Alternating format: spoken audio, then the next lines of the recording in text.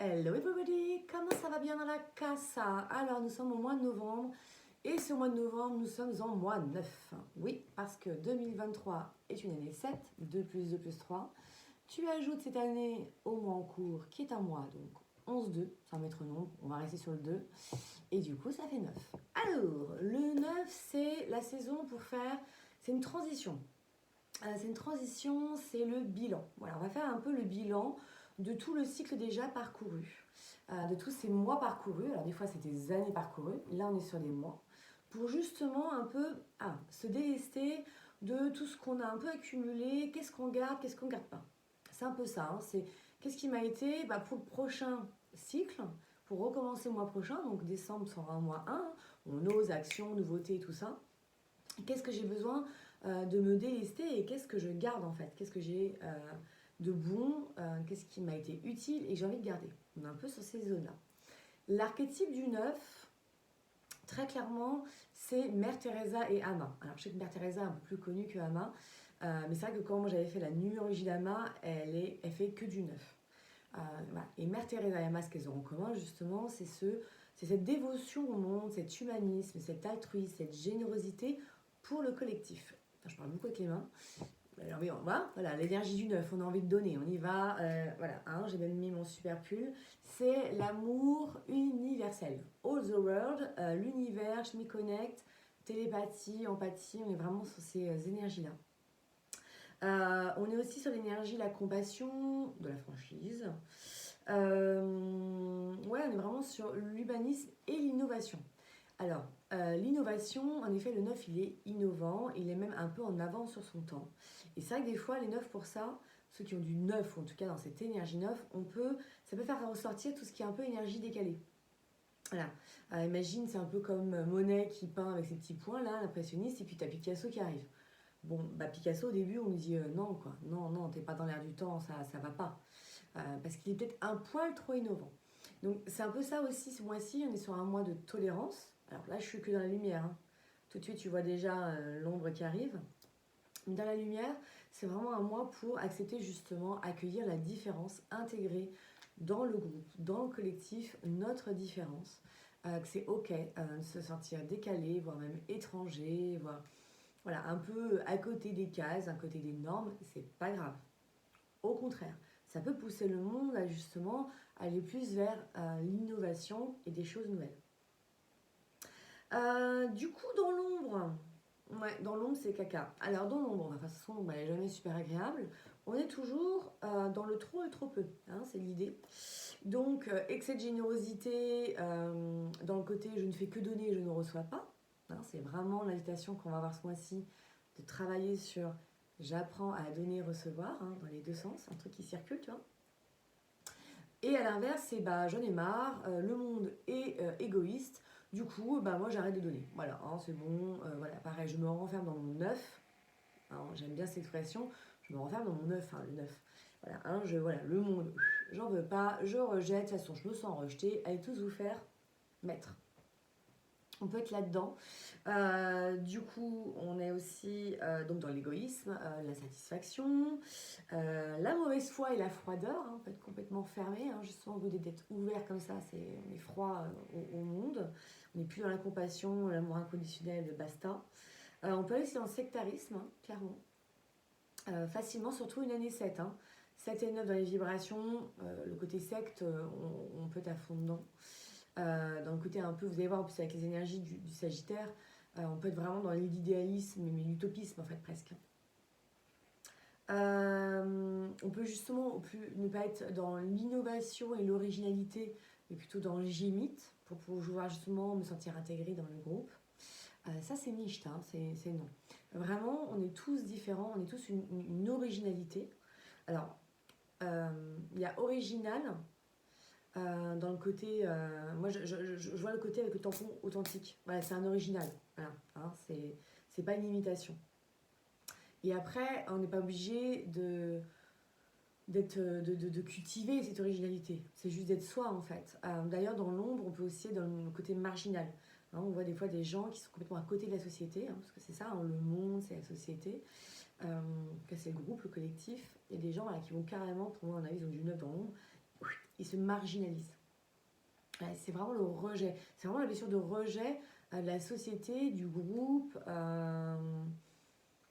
ouais, du collectif. Je ne sais pas comment le dire autrement, c'est je ne sais pas m'intégrer, je n'arrive pas à m'intégrer, du coup, voilà. Ou je peux aussi être dans le rejet de cet amour, enfin, voilà, de ce que apporte le groupe en fait. Parce que pour moi, le groupe réellement apporte beaucoup. Seul, on va plus vite, ouais, et encore. Ensemble, on va vraiment plus loin. Et je trouve qu'ensemble, justement, moi j'ai fait un atelier de conciliation familiale, là, j'y participé dimanche. Et ça m'a rappelé, et je le savais déjà, mais à quel point c'est fort le groupe, à quel point l'autre est un apport en fait dans sa différence, dans ce qu'il va voir, dans ce qu'il va percevoir. On n'a pas les mêmes filtres. Donc c'est vraiment un plus pour comprendre en soi. Ton monde extérieur est le reflet de ton monde intérieur. Donc, si ton monde extérieur, tu trouves qu'il est vraiment chaotique, c'est aussi le chaos intérieur.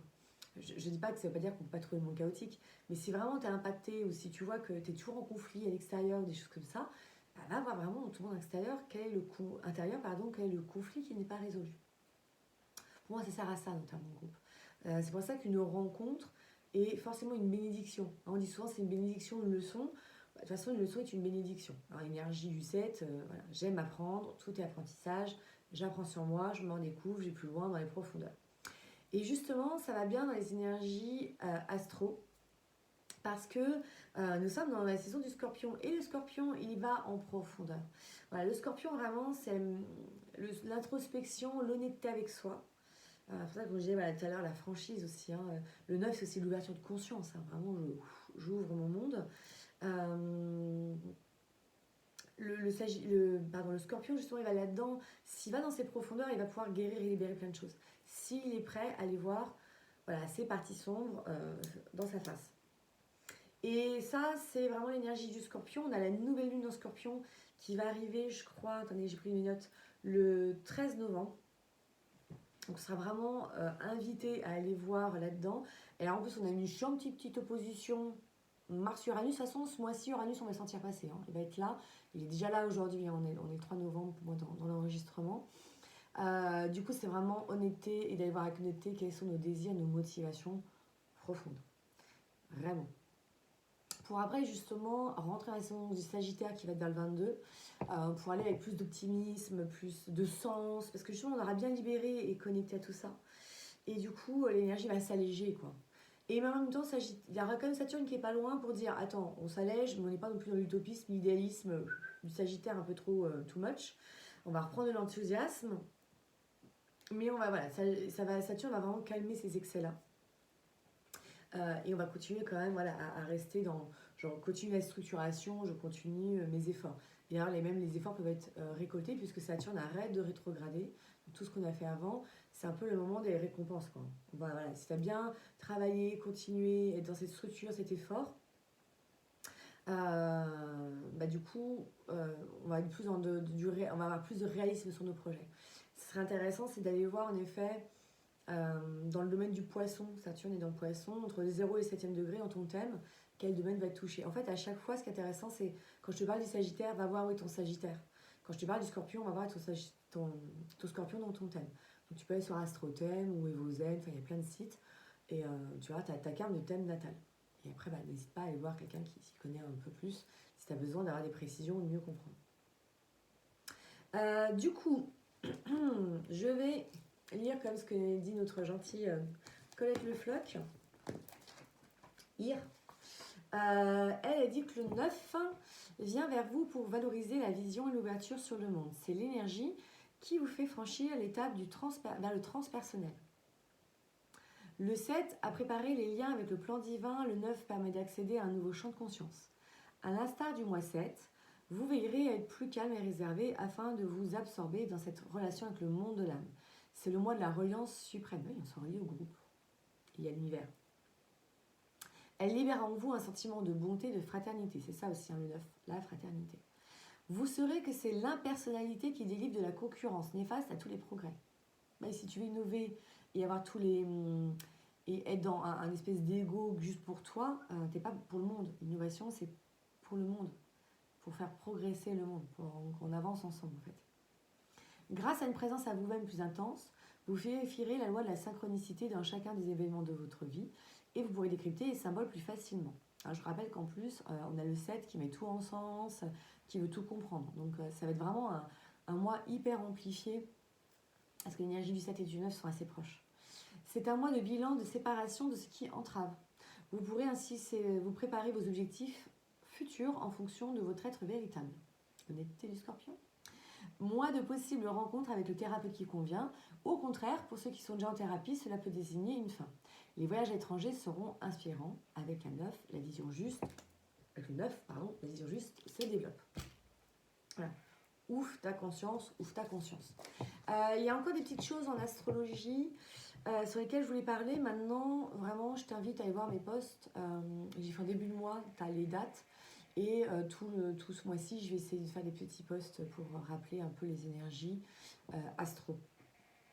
Donc en astro, on a quoi? On a Saturne en effet qui revient en direct. Donc on va remettre plus de structure.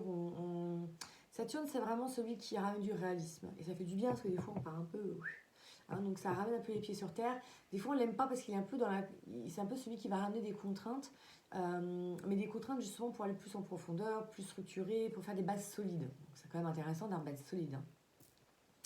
Le 8 novembre, j'ai mes petites notes, Vénus, elle va rentrer en balance. Donc on va elle est chez elle, Vénus en balance.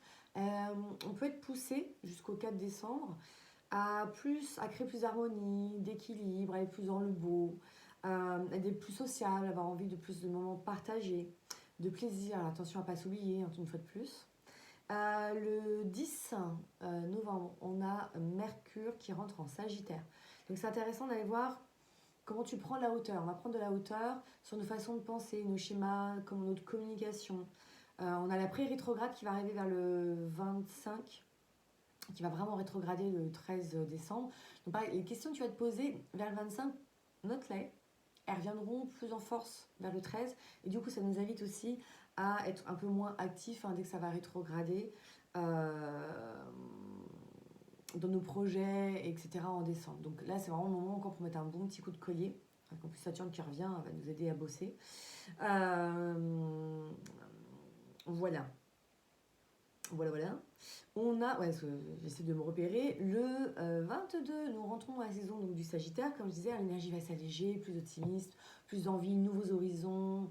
On va être vraiment dans le besoin de sens, encore plus de comprendre.